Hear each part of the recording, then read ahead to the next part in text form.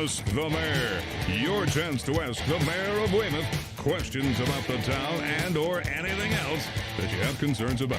Ask the Mayor is pre-recorded. And now it's Mayor Bob Hedlund.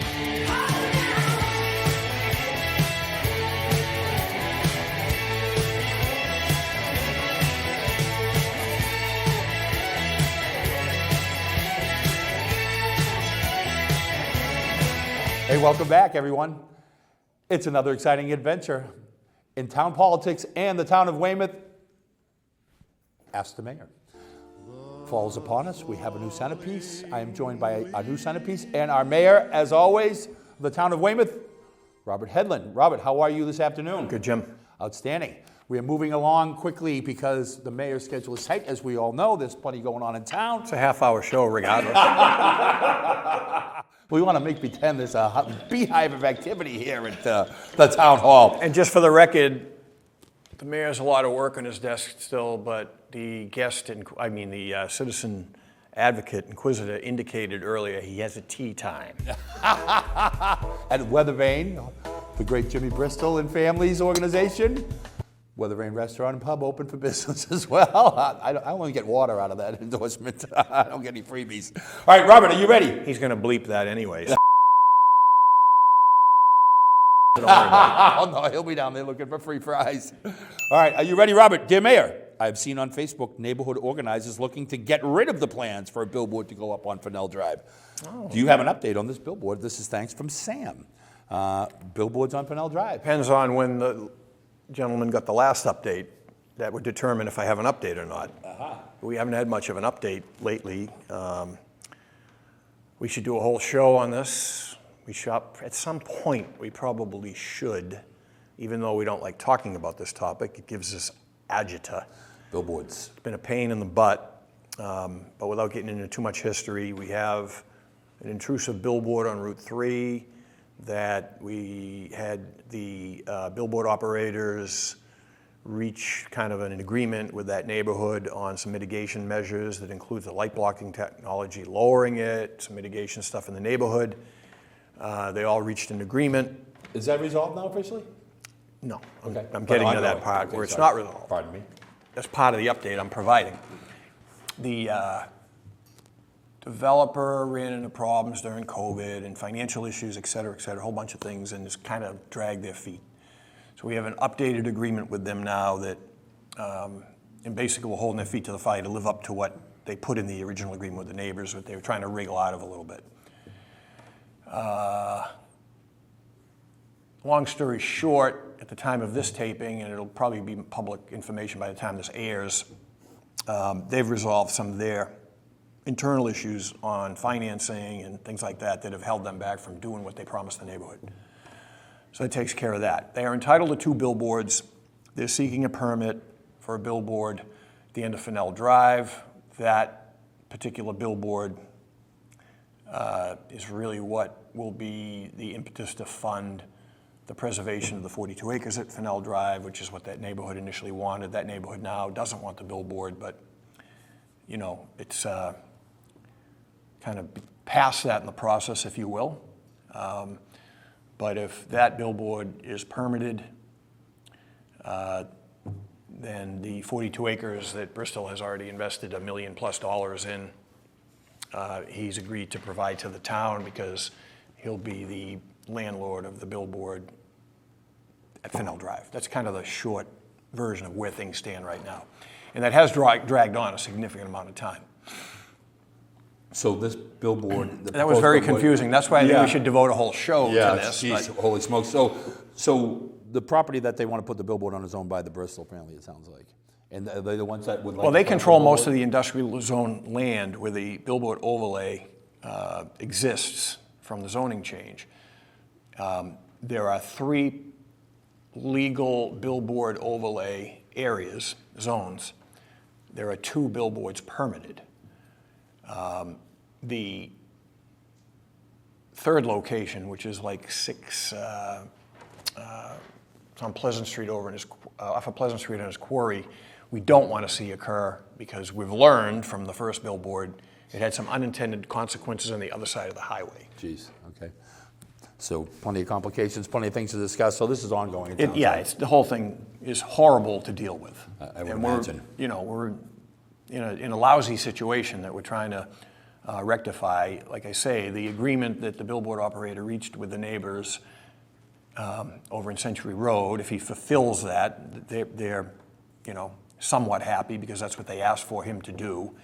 And we are using what cards we have to play to force him to live up to that agreement right now.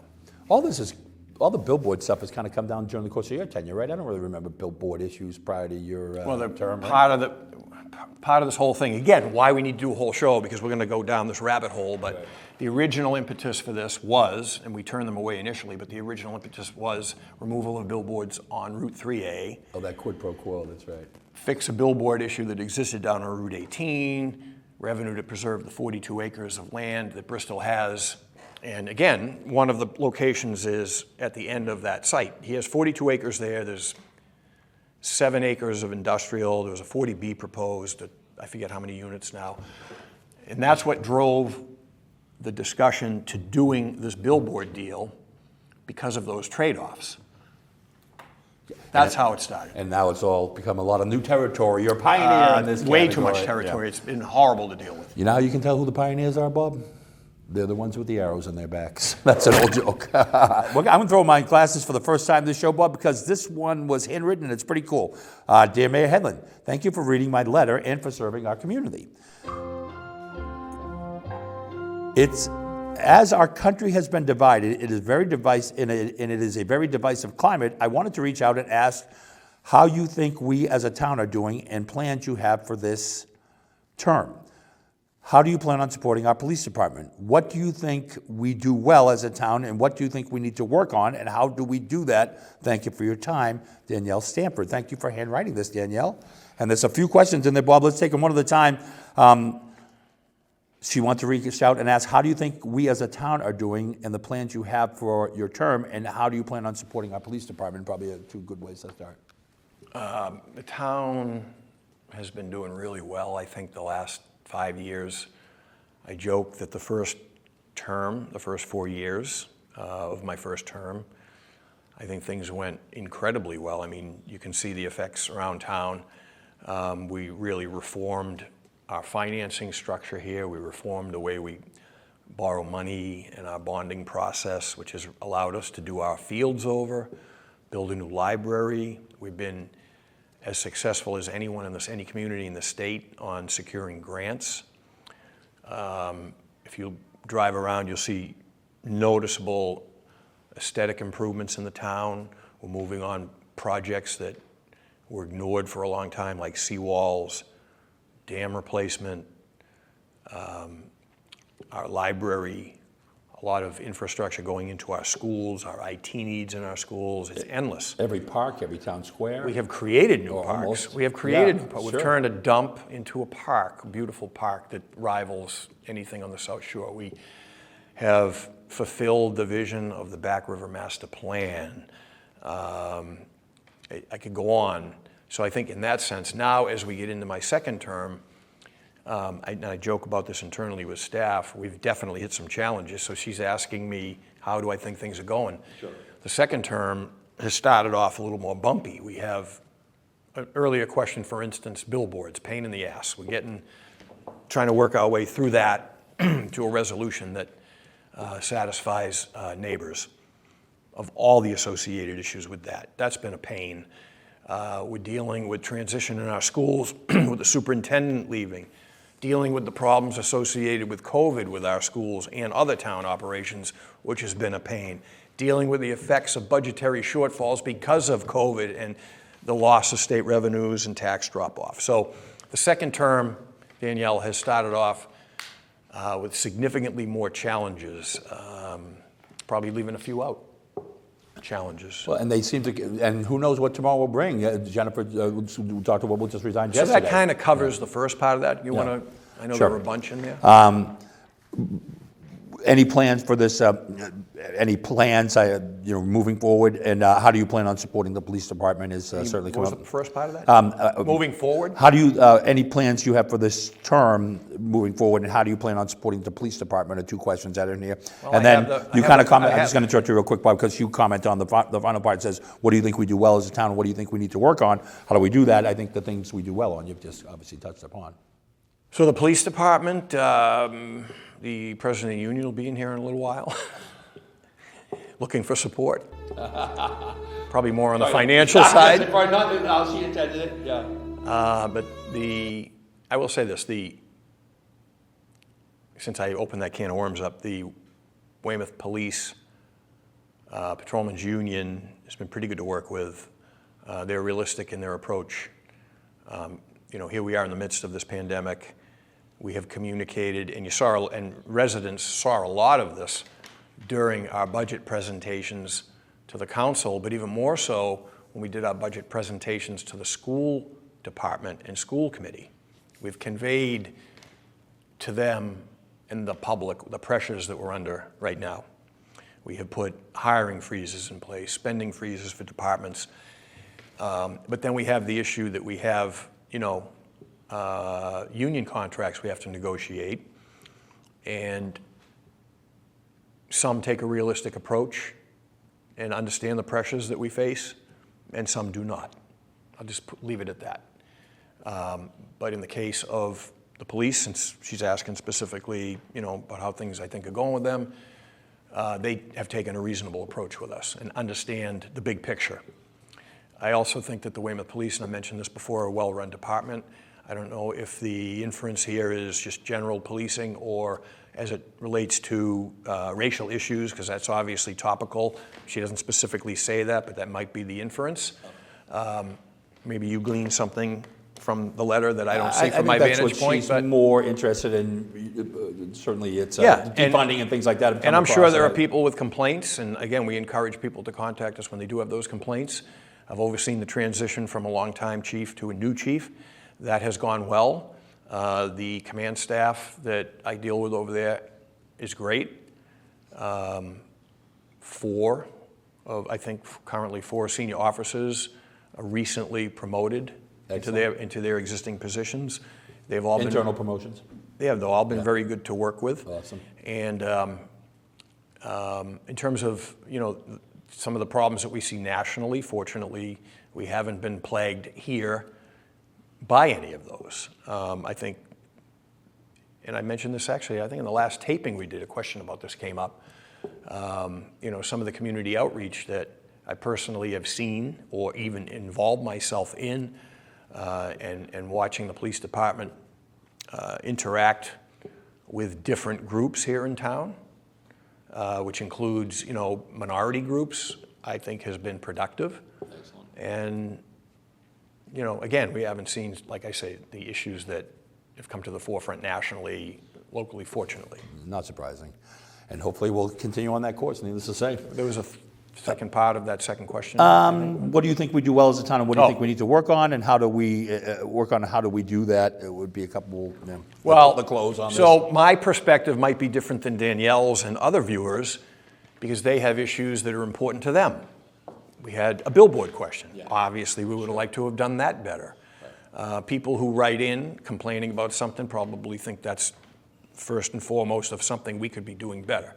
So looking at the wide view from my perch, police department, for instance, I don't get a lot of headaches from the police department, so I consider them a well-run department. Yeah, I would say. Yeah. I think that right now, I think the schools are doing a relatively good job. I would like to see a return to the cooperation that my administration has had my first 4 years with the school committee and department.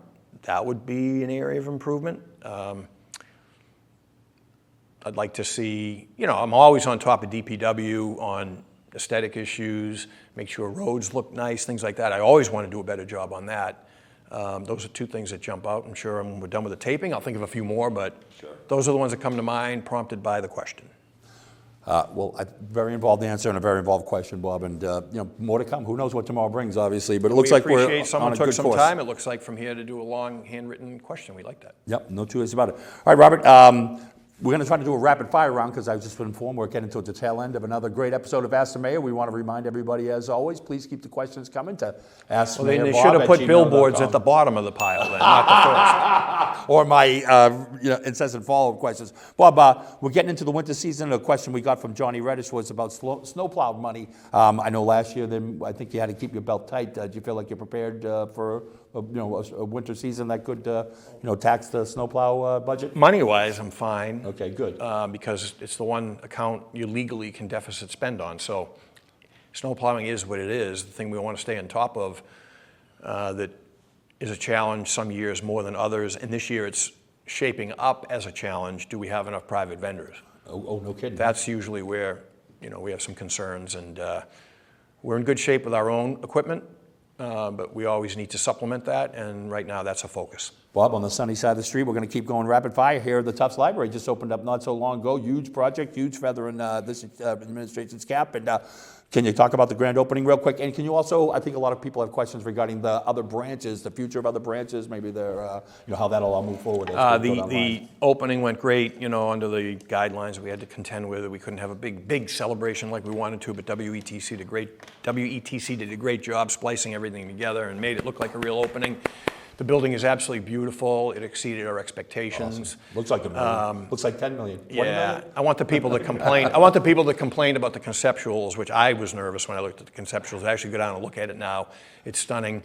It's a centerpiece on the whole rebirth of the landing. The landing's on fire, awesome. Metaphorically speaking. And it's really unbelievable what's going on down there. Sure people moving in. Weston Park's alive. It was a desolate wasteland until all of this redevelopment and stuff.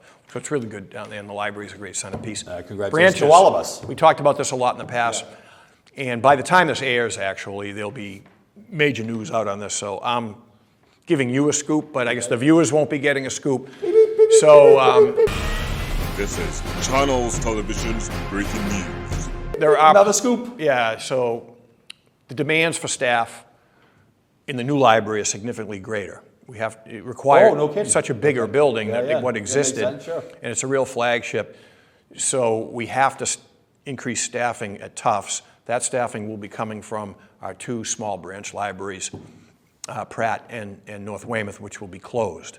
And that news will be out there by the time this airs. And they'll be closed. So you can't go out blabbing it, Jim. No, I promise you. My lips. You're embargoed. Hold on. But CNN. But I had no discomfort in making this decision. Nobody's going to miss Pratt. Some people will miss North Weymouth. But the hours are already limited up there. We have a reuse plan ideas that we think that informally neighbors I've talked to and the district councilor I've talked to should be happy with. It makes no sense for a community of our size to have 4 libraries. And by the way, when they see the new library, no one's going to want to go to the 2 small branch libraries because it's just so incredible. And I mentioned the statistic on the show before. We have more library branches per capita than any community in the state, with the exception of Springfield and Barnstable. Wow. That's according to the Mass Board of Library Commissioners. So we have no problem making that decision. Everyone seems to be on board. We're working out a few details that should be done by the end of the week with the union over there. So we should be good to go. Excellent. All right, I'm going to keep going real quick because we are about to conclude. Once again, please keep the questions coming to askmayorbob@gmail.com. Bob, I couldn't help but notice when I walked in, you are officially a Kentucky colonel. Is that to be true? Of the Commonwealth of Kentucky named you an official citizen? And we just saw recently that Curry College has changed their name from the Colonels. And I'm wondering, what's the hubbub about the word colonel? And will you be burning your certificate over there? I don't know what Curry was thinking with that. I thought that was a great logo. Is it related to the... One of my best friend's kid goes there. He's on the baseball team. They got an awesome logo. It's a colonel. It's a Southern colonel, but I guess... Oh, it's a Southern colonel. Well, the thing looks like a Southern guy. When you think of a colonel, yeah, Colonel Sanders. Yeah. He's Colonel Plink. He's like a... Well, I wasn't thinking that kind of colonel. Right, some idiot left it here. Careful what you're saying. The idiot you're talking about, it's coming at Clink. That might not fly in these days. No, but it's... Curry Colonels. Kind of a cool ring, right? Yeah, sure. Flows right off the tongue. It's not politically. Kentucky Colonels. It's not politically correct, I guess. To be referred to, do you think I mean, the we still military have colonels in the military, right? Like, so what's? I'm having a hard time, Jim. Maybe I'm an old dinosaur with this new age that we're in, where we connecting can't. the dots. So evidently, I don't know what Curry's official statement was, but they probably put some mamby-pamby thing about that it's potentially offensive to someone somewhere or whatever. They did have a great logo, though. And what have they announced their name change? They're transitioning out of it or something. The Kentucky Cats, maybe. Who knows? Or the Curry Cats. All right, Robert. So you asked about the mine? Yeah. So do you plan on? Will we be having a bonfire anytime soon? No, it's ridiculous. So in Kentucky, you know, like we give out like a citation or something here, an honorary, you know, whatever we do. Yeah, sure. Yeah. I was made an honorary Kentucky colonel. It's some gimmicky thing they do. At the Civil War reenactment that you went down to.